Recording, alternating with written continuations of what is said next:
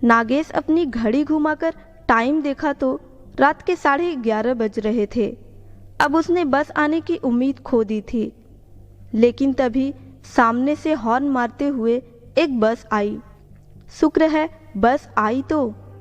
Conductor ने दरवाज़ा खोला और नागेश बस के पीछे के दरवाजे से अंदर आ गया। टिकट निकाली और वो आराम से बैठ गया। लेकिन कंडक्टर ने कहा, ये बस आज रास्ते में ही रुकेगी, आखिरी स्टॉप पर नहीं जाएगी। आपको बीच से कुछ इंतजाम करना होगा क्योंकि इसके इंजन में खराबी है, बहुत गर्म हो चुका है। नागेश को पसीना आने लगा। रात बढ़ रही है लेकिन परेशानी खत्म होने का नाम ही नहीं ले रही। अब जो होगा देखा जाएगा, ये सोचकर नागेश खिड़की से बाहर देखने लगा। ठंडी हवा अंदर आ रही थी, काफ़ी अच्छा लग रहा था। उसने सामने बस में देखा तो ड्राइवर के पीछे कोई बैठा था। उसने खड़े होकर देखा तो वो एक औरत थी। इतनी रात को इस रास्ते पे कोई औरत को नागेश ने इसके पहले कभी नहीं देखा था। उसने सोचा कि ड्राइवर या कंडक्टर का कोई रिश्तेदार होगा। अब नागेश को खुद नहीं पता था कि बस आगे जाकर कहाँ छोड़ने वाली थी। अब तक रात के 12 बज चुके थे। बस एक जगह कर्र की आवाज़ करके रुकी। ड्राइवर बोला, अब यहाँ से बस आगे नहीं जाएगी, तुम उतरकर अपना जाने का कोई जुगाड़ देख लो। नागेश का घर आने में अभी कम से कम 10 मील की दूरी थी और रास्ते में घना जंगल पड़ता है, तो पैदल जाने में खतरे से खाली नहीं था। नागेश नीचे उतरा और रास्ते में एक जगह जाके रुक गया और उसके पीछे से वो औरत भी उतरी। नागेश ने उसको जैसे ही देखा तो बस उसको देखता ही रह गया। वो बला की खूबसूरत थी। वो एक लड़की थी। उसको देखकर नागेश अपने घर जाने की परेशानी भूल गया। वो तो उसे देखता ही रह गया। सामने जाकर नागेश ने उससे बात करना चालू किया। आप इतनी रात को कहाँ जा रही है? ये बस वाले भी न ऐसे बीच रास्ते में उतार दिया। उस लड़की ने एक बार नागेश को देखा। उसकी आंखें बहुत ही खूबसूरत थी। नागेश उसकी आंखों में खो गया। वो कुछ बोल पाता तभी उस लड़की ने कहा, मेरा घर यहाँ से पास में ही है, पैदल जा सकते हैं, अगर आप चाहो तो मेरे घर चल सकते हो। नागेश एक बार अपने मन में सोचता है, एकदम से कोई मुझे घर चलने के लिए कह रहा है। वो जरा संभल गया।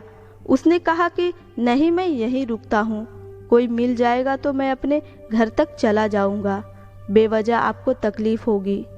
वो लड़की बोली, अरे घबराओ मत, मैं और मेरी माँ रहती है घर में, अगर चलना हो तो चलो मेरे साथ। इतना विश्वास नागेश के लिए काफ़ी था। वो उसके पीछे चल पड़ा। घना जंगल और कच्चा रास्ता था। नागेश ने चप्पल पहन रखी थी तो इसलिए उसे चलने में थोड़ा मुश्किल हो रहा था। काफ़ी दूर जाने के बाद अब नागेश का पैर गीली मिट्टी में फंसने लगा। रास्ते में दोनों ने बिल्कुल भी बात नहीं की। तभी अचानक नागेश की चप्पल कीचड़ में अटक गई। वो चप्पल निकालने के लिए अपने मोबाइल का टॉर्च जलाकर नीचे झुका और चप्पल को हाथ में लेकर खड़ा हुआ। सामने देखा तो भयंकर अंधेरा पसरा हुआ था। कुछ भी दिखाई नहीं दे रहा था। पीछे वो रास्ता जहाँ वो बस छोड़कर आया था, और ना ही वो लड़की जिसके पीछे वो यहाँ तक आया था। उसने आवाज़ लगानी चाहिए, लेकिन क्या देता और किसको देता? वो नाम भी तो नहीं जानता था उस लड़की का। हे भगवान, अब मैं क्या करूं? कहाँ जाऊं? नागेश को कुछ समझ नहीं आ रहा था। वो अपने आप से कह रहा था। नागेश ने अपनी मोबाइल में देखा तो बैटरी भी नहीं थी ज़्यादा और नेटवर्क भी नहीं था उस जंगल में। लाइट जलाने के काम आएगी ये सोचकर उसने मोबाइल को बंद कर दिया, लेकिन आजू बाजू देखकर पता चल रहा था कोई जंगली जानवर उसके नज़दीक आ रहा था। उसने चढ़ने लायक एक पेड़ देख लिया और उस पर चढ़कर बैठ गया। वहाँ उसको कोई खतरा नहीं था। उसे बहुत नींद आ रही थी, लेकिन वो लड़की का चेहरा सामने आ रहा था और डर था कि अगर सो गया और नीचे गिर गया तो लेने के देने पड़ जाएंगे। इसलिए आंखें फाड़ के उल्लू की तरह जाग रहा था। नीचे खूंखार जंगली सूअर घूम रहे थे। अच्छा हुआ वो ऊपर था, वरना पता नहीं क्या होता। थोड़ी देर बाद चिड़ियों की आवाज़ से समझ गया कि अब सुबह होने वाली है। अब उसका डर थोड़ा कम हुआ।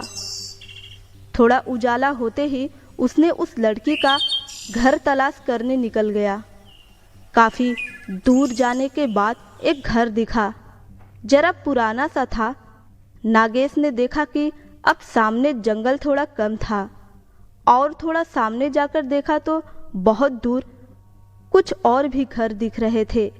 शायद कोई गांव था। वो वापस उसी घर की तरफ आया। बाहर से आवाज़ लगाई पर कोई जवाब नहीं आया। उसने खिड़की से बाहर झांक कर देखा। दीवार पर कुछ पुराने फोटो टंगे थे। उसमें वो लड़की थी जो कल रात आई थी। उसने कहा था उसकी माँ भी यहीं रहती है, लेकिन वो तो कहीं दिखी नहीं। नागेश उस लड़की को भूल नहीं पा रहा था। वो उसी घर के बाहर उसका इंतजार करते रुक गया।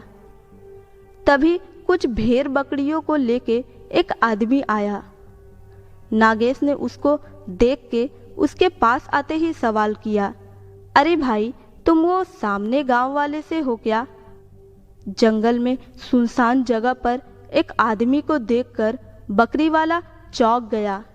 उसने कहा, साहब आप कौन हो और यहाँ कैसे? आप रास्ता भूल गए क्या? नागेश ने कहा, हाँ भाई, कल रात को यहाँ तक आ गया हाईवे से। यहाँ एक लड़की रहती है, मुझे उसके बारे में जानना था। क्या तुम जानते हो? बकरी वाला बोला, कहाँ? यहाँ इस घर में? मैंने तो कभी नहीं देखा, मैं यहाँ आते रहता हूँ।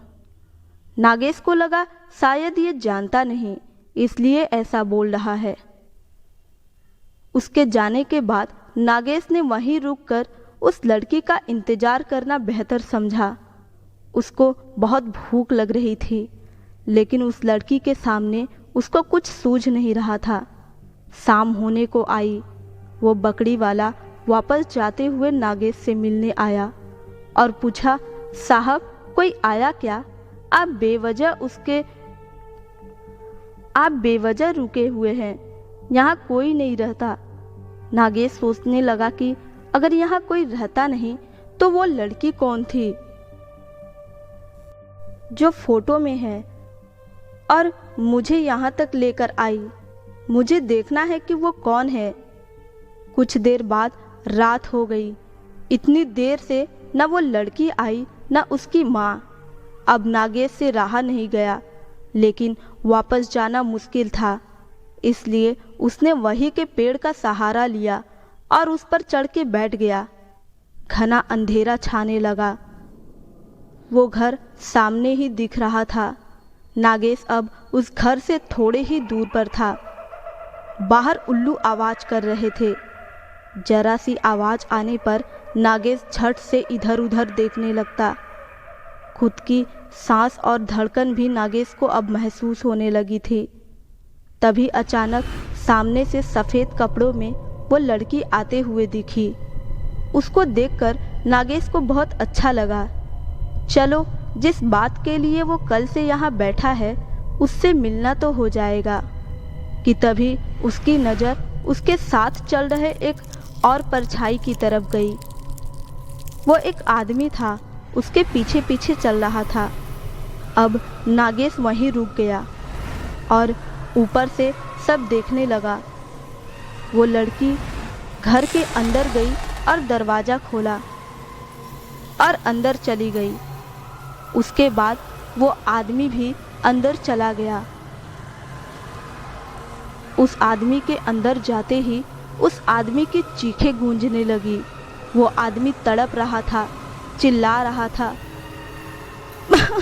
बचाओ बचाओ मुझे, छोड़ दो मुझे, माफ कर दो, मैंने तुम्हारा क्या बिगाड़ा है।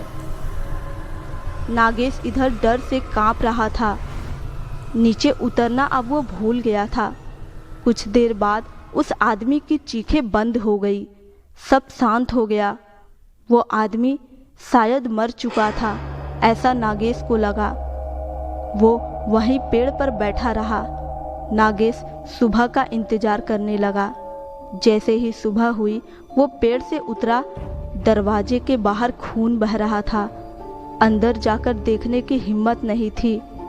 वो जहां रास्ता मिला उधर भागते चला गया। अंदर वो लड़की है या नहीं उसने ये भी नहीं देखा। भागते हुए कैसे तो उसको हाईवे मिल गया और वो किसी तरह अपने घर तक पहुंचा। उसके साथ जो हुआ वो जैसे ही बताने जा रहा था तो उसकी जबान नहीं चल रही थी। बोलना तो बहुत कुछ था लेकिन कुछ बोल नहीं पा रहा था। उसका मुंह सिल गया था। नागेश को हॉस्पिटल में भर्ती कराया गया और उसका इलाज चालू हो गया। किसी को कुछ समझ नहीं आ रहा था कि उसको क्या हुआ है। डॉक्टर ने उसको पागल करार देकर पागल की ट्रीटमेंट चालू कर दी। इधर जंगल में वो बकरी वाला आज शाम को फिर से उस घर की तरफ आया, जानबूझकर तसल्ली करने, ये देखने की कल का आदमी है या नहीं। बाहर खून बह रहा था तो उसने अंदर झांक कर देखा तो वो भयंकर नज़ारा देखकर उसको भागना तक नसीब नहीं हुआ। वो लड़की अंदर ही थी। वो आदमखोर बन चुकी थी। खून ही खून बह रहा था। वो जानवरों जैसे मरे हुए उस आदमी का मांस खा रही थी। बकरी वाले के मुंह से चीख निकली लेकिन वो आखिरी बार थी।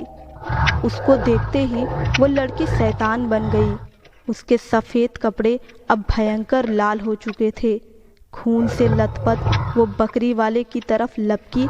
उसने उस बकरी वाले को अंदर खींच लिया और उसको भी मौत के घाट उतार दिया। अब काफ़ी रात हो चुकी थी।